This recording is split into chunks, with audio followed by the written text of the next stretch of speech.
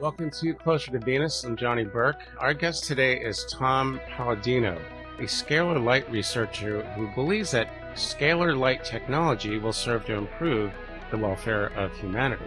Today, we'll discuss the benefits to be derived from this new technology that some people call Tesla energy. Tom, welcome to the program. Hey, Johnny, a pleasure. Thanks for the invite. You're welcome. Tesla energy, I like it already, but tell us, scalar energy, what is it and where did it come from? Scalar energy is from the sun, from the stars. Why do I enjoy this topic? It's free energy. This is not electricity. Some people call it Tesla energy. Tesla was the first man to harness scalar energy from the sun and the stars. So we're going to explore this new science that really beckons perhaps free energy prospect for mankind, the energy of the stars. Free energy. I'm sure there are certain groups out there that would obviously want to prevent that, but that's probably a discussion for another day and probably on another show. So how did you discover this energy? And more importantly, how did you find yourself on this path as a researcher? It has been a path for the past 50 years that I've studied this. I was enthralled with Nikola Tesla as a youngster. I studied Tesla. And I wanted to make this a career of pursuing this type of research, scalar research, what some people might call zero-point energy. It's been private study. And the reason I say that, this is not taught by academia. Scalar energy is not entertained today by academia. So there's two energies, electricity, electromagnetic energy, and scalar energy. I prefer scalar energy. It's much easier to work with, and it's free. It offers, again, just great benefits to mankind. So it's been a long journey, well worth it, but it's been a journey of private study. Okay. And it sounds like you've been doing this for a while. Yeah, my life. You're right. Right. Okay. All right. Is it true that scalar energy can transmute matter? Yes. And if so, how does that actually happen? Thank you. Now, that's just one of the features of a scalar energy instrument. I have scalar energy instruments that can transmute matter, change matter from one molecular form to another molecular form. Now, how does that happen? Through intelligence. If my two fingers represent a molecule, I am saying that scalar energy can break down that molecular bond and then reshape or reform a molecular bond. For instance, it's been shown that scalar energy can take hydrogen and oxygen, those two elements, combine them into the polar molecule water, H2O. So you could actually transmute two elements into water. You can do that through scalar intelligence. And that's one of the features that I've discovered with scalar energy. It's intelligence. It's the intelligence that holds together the physical universe. So this is the easy way to manipulate matter. On your website, which I believe is scalarlight.com, one of the prominent titles, as it were, is quantum healing. So what does this have to do with quantum healing? And that brings up questions about the quantum realm and all the metaphysical things and so forth. How does that figure? So we would have to define our terms. What is quantum? Well, many people say that's non-physical physics, that's non-physical energy. And if that's the case, I would agree with that. So I am using scalar energy instruments, which is a non-physical capacity. All of my instruments work with scalar energy, and we're able to send instructions, energy that is instructive, informational. Bear in mind, there's no electrons in scalar energy. This is not a flow of electrons as electricity. And when we're using this energy, we can benefit by it because we can assemble what we want, transmute a favorable molecule, or break apart something that is disadvantageous, something that's harmful. What are some of the other things that scalar energy can do that electricity cannot? I've discovered in my laboratory, when I'm working with these instruments, that I can broadcast this energy at a distance. And in so doing, and I have to make this very clear, when I broadcast this energy, I'm not working with people. I'm working with photographs of people. Now keep in mind, this does not behave like electricity. I hold up my photograph. I can actually take a photograph of a person, place it inside a scalar energy instrument, the instrument will look at the energy or the intelligence on a photograph and then find a person through that medium, through that interface. So a scalar energy instrument works in a non-physical informational capacity. I can identify a person through their photograph, much like you and I are having this conversation through our computer. So if we can communicate through a computer, then I can communicate through a photograph. Now, obviously, you cannot communicate through a photograph through the electromagnetic realm. I've never seen that, but you can do that in the scalar realm. That brings up another important question, because with the advent of AI, which seems like it's almost taking over the world, what implications does that have for scalar light, and what kind of things can reasonably be accomplished? Yes, thank you. So if you look at artificial intelligence, that seems to be a programming in which supercomputers can be programmed to think through, to reason, to conjecture, if you will. Now, when I work with a scalar energy instrument, I will call that universal intelligence, not artificial intelligence, universal intelligence. And you don't have to program because the intelligence pre-exists. This is not a computer program. I simply access this realm of vast intelligence in the universe. So it's not a computer.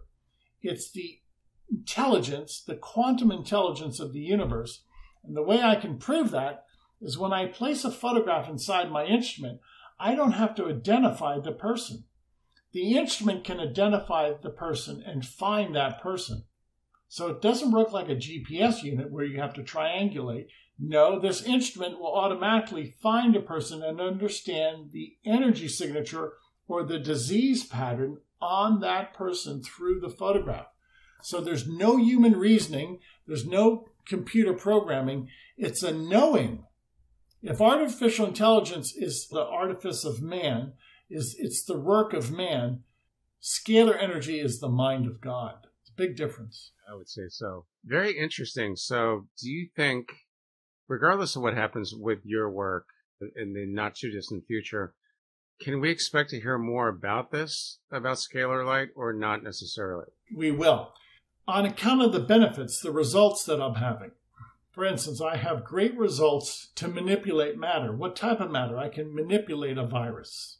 And people from around the world who send me their photograph, again, only through a photograph, I can identify a virus and eradicate it in the quantum field.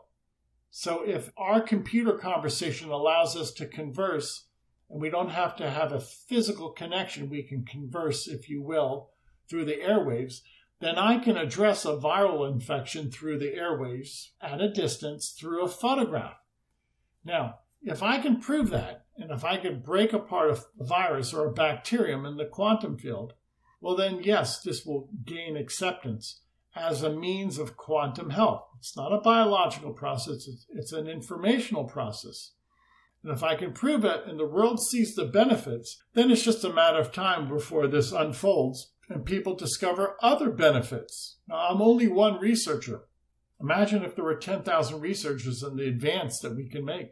I've never, ever heard of this before a few days ago. And if AI is the artifice of man, scalar light is the mind of God. That has some pretty big implications. Speaking of God, you apparently think that scalar light, right, the energy represents a convergence between science and spirituality. How did you figure that out? Even though I have scalar energy instruments, I'll hold up one of the instruments that I'm working with. That's a scalar energy instrument. Okay? And this indeed allows me to access the scalar energy realm. Nonetheless, when I turn this instrument on, I do not have to program it. I do not have to think. So this is the engineering. And yes, there's a great deal of thought and engineering expertise behind this. But in operation, you don't instruct the energy. The energy does all the work itself. You don't have to modulate the energy. You simply turn the instrument on. And once this instrument on, it performs a function anywhere in the world, and nothing can impede its propagation. So what am I getting at? I could work with people throughout the solar system. My predecessor, a man by the name of Hieronymus, worked with the Apollo 11 astronauts while they orbited the moon. He's the original inventor. And he found that the astronauts received the signal while they were on the moon, walking on the moon. And furthermore, when the astronauts in the lunar module circled around the moon, and NASA lost communication with them when they were on the far side of the moon, Hieronymus, the inventor, had a continuous, uninterrupted signal from the astronauts when they are on the far side of the moon, demonstrating that this is not electricity, it's not the electromagnetic spectrum. And even though the radio waves were lost or attenuated from NASA's standpoint, the inventor Hieronymus, working with scalar energy, kept in constant contact with the astronauts while they orbited the moon. That's quite profound. So what's my point? Nothing can impede this energy. Not even the moon can block its signal. Another thing that just came to mind, because we're hearing a lot of noise, which I think is just beginning with AI, that it can be manipulated. I believe Elon Musk wants to come up with a truth GPT, but based on what you're telling me, it doesn't seem like this can be manipulated. Am I right? I think you're right, yes. It's pre-programmed. This is not the programming of man. I believe this is the intelligence of God, or what some people call consciousness. I'll go to that extent. My instrument is a consciousness instrument. This controls intelligence of the universe, consciousness, what some people might even call Christ consciousness. Speaking of Christ consciousness, have you experienced any kind of events that would fall into that category? Mystical experiences with the non-physical world? Yes. Many times when I work with people report that their dream state is enhanced, or that they have a significant recall of past events, so that apparently this energy, this quantum energy consciousness, is in some way instructing their mind or allowing them a recall for events that are past. Now keep in mind, I'm only working through their photograph.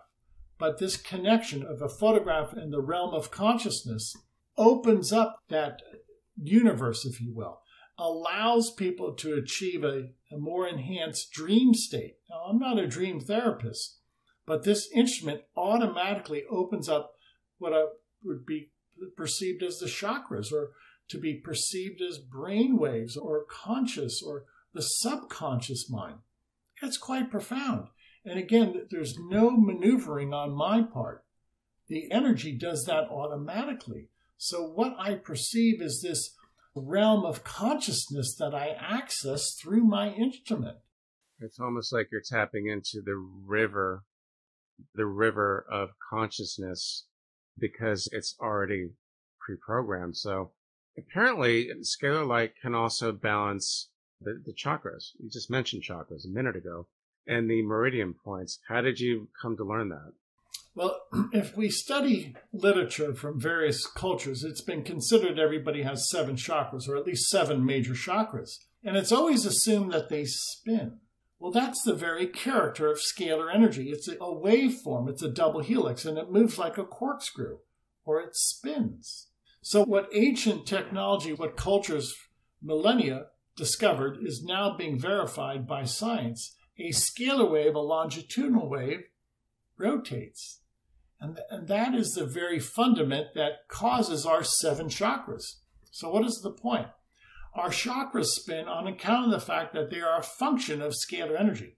You have spinning, rotating scalar energy, a vortex, and that creates the 7 vortices.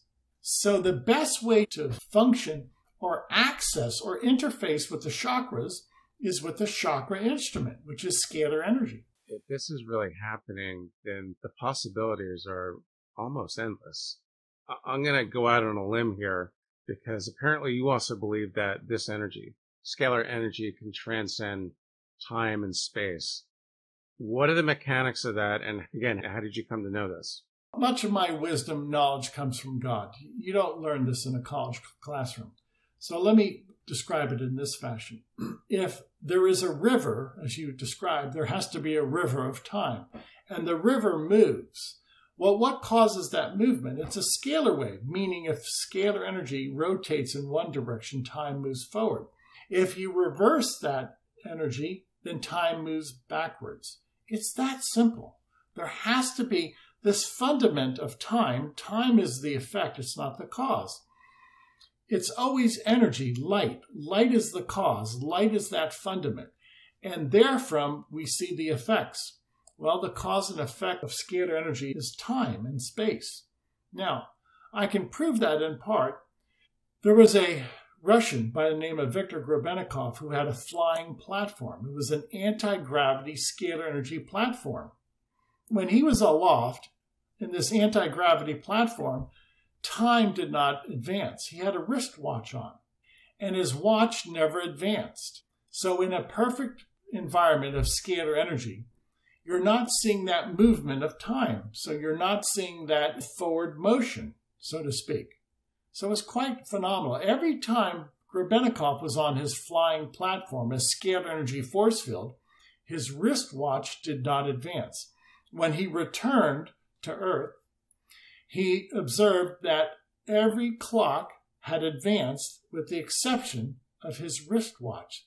So his watch did not observe time in a scalar energy force field, meaning he was outside of time in a scalar energy force field, because he was the cause of time. When you're immersed in scalar energy, you're a part of the cause of time, and you're not subject to time. When you're outside of a scalar energy force field, then you're subject to time.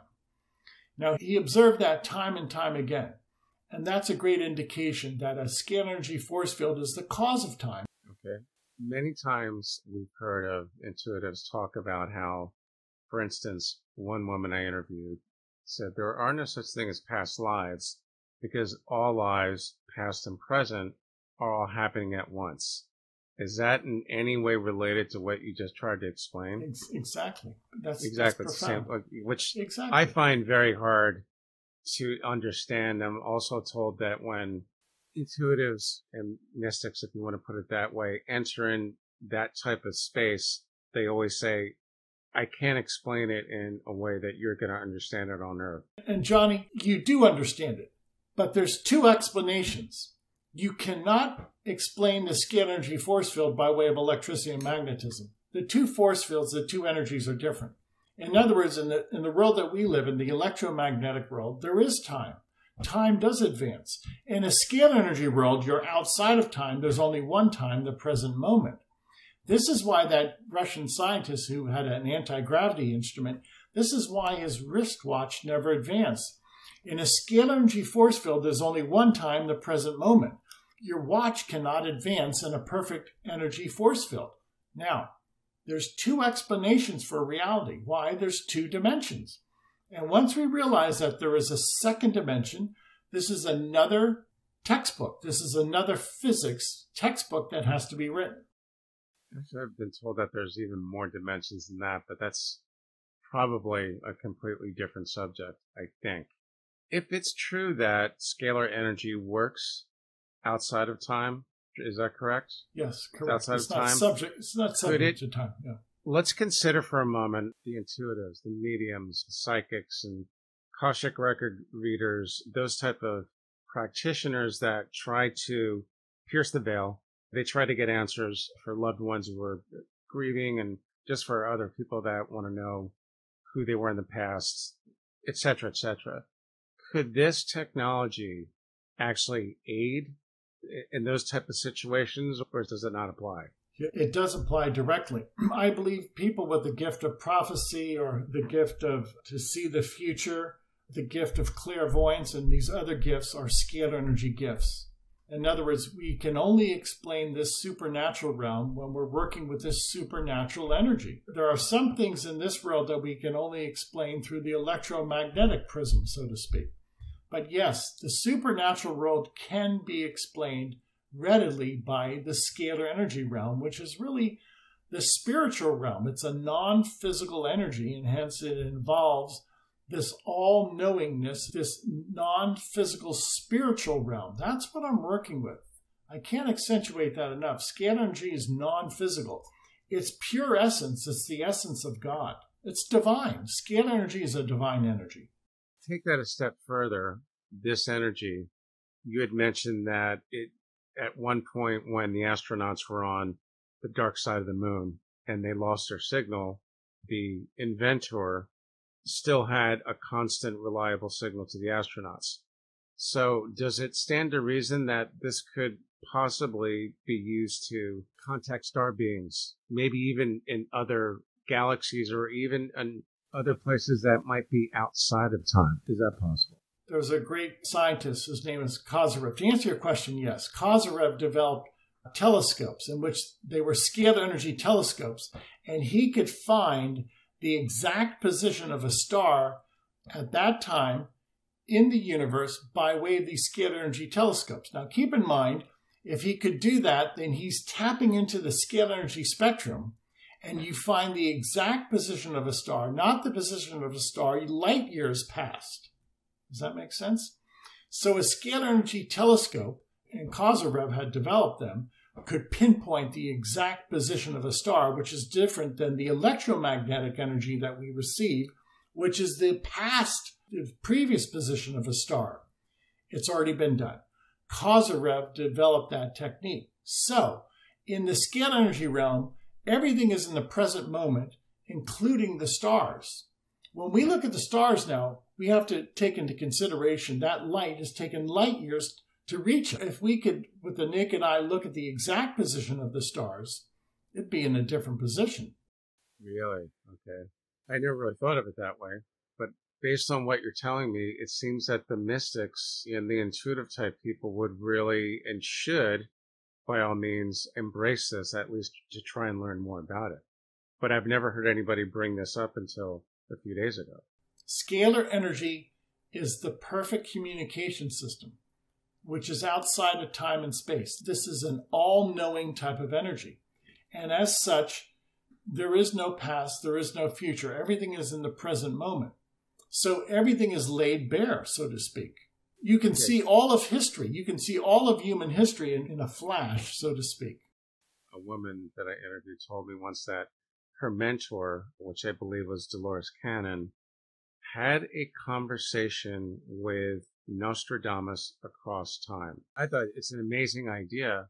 I'm thinking, is that really possible? But with scalar energy, is that feasible, or is that still a bit of a stretch to literally contact someone who lived in another time? It's the norm. Now, many people believe in heaven. What is heaven? It's a perfect scalar energy state. If scalar energy is divine, and you go to heaven, you're with the divinity, then you're in a perfect scalar energy state. You're in perfect divinity. You're residing amongst the divine. And in so doing, there's no electricity in heaven. I'm not sure they would really need it, right? Exactly. They don't need electricity. So if you're in a perfect divine state, you're immersed in perfect scalar energy. And in so doing, it's perfect communication. You can communicate with anybody who's ever lived, past, present, and future. So I could contact David Bowie tomorrow if I knew how to use this. Yes. He'd probably like this idea. I bring that up because I'm about to interview a woman who, long story made short, is writing a book called The Metaphysical Leonard Cohen, where she literally enlists the services of a medium and they record 6 hours of sessions. They're really actually making a connection that maybe Leonard Cohen and his buddies already know about this. Yeah. So have you had conversations with other people about people that have moved on? They transitioned, they're in the afterlife. What kind of implications does this energy have for someone that wants to make contact with people that have moved on? I think if God would allow it, then it's the perfect means of communication. This is the divine realm. And if it is the divine realm, we could either access that through our brain waves, or through our dream state, if you will, in our brain waves. Or if God allows that, then yes, to me, this is the gateway for prophecy. To me, this is the gateway to foretell the future.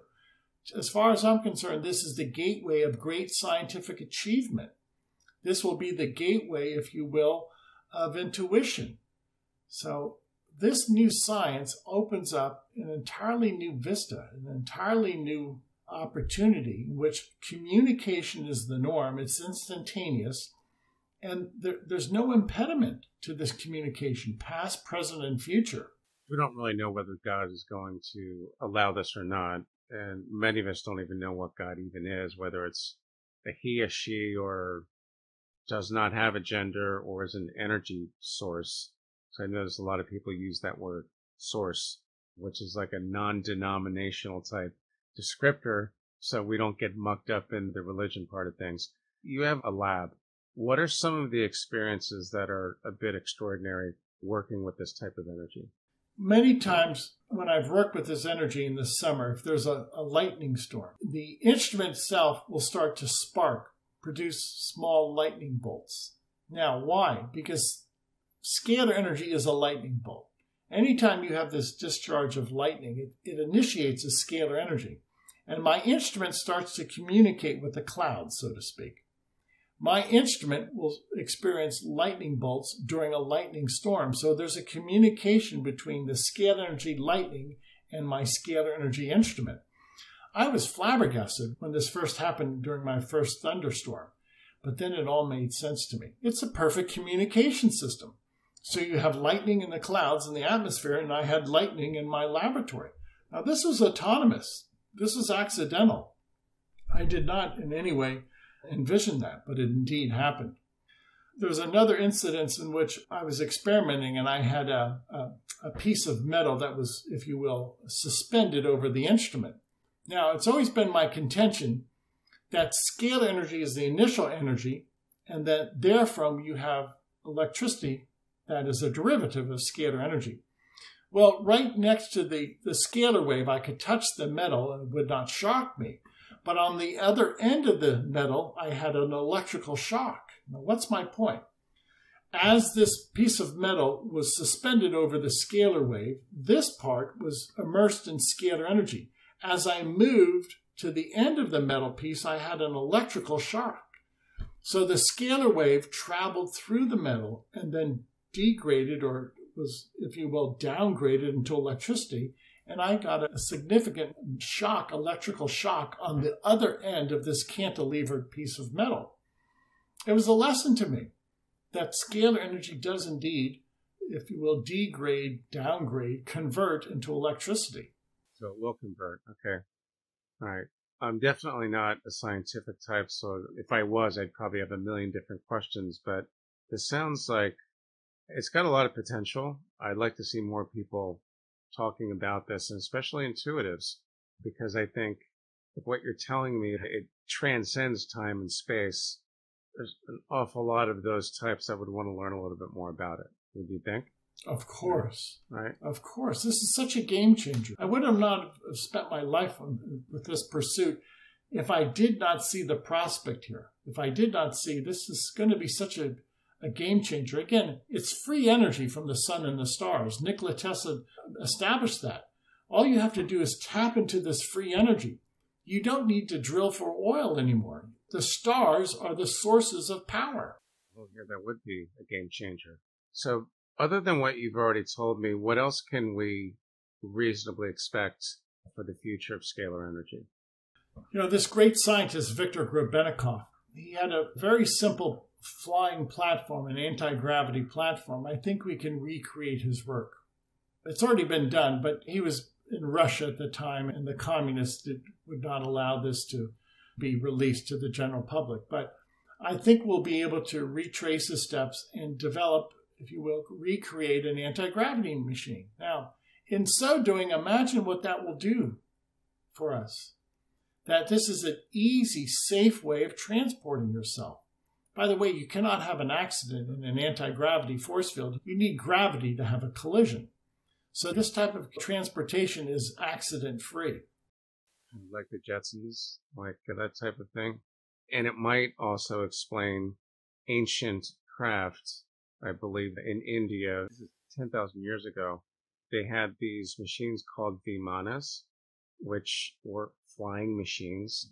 I think they might have had something to do with anti-gravity.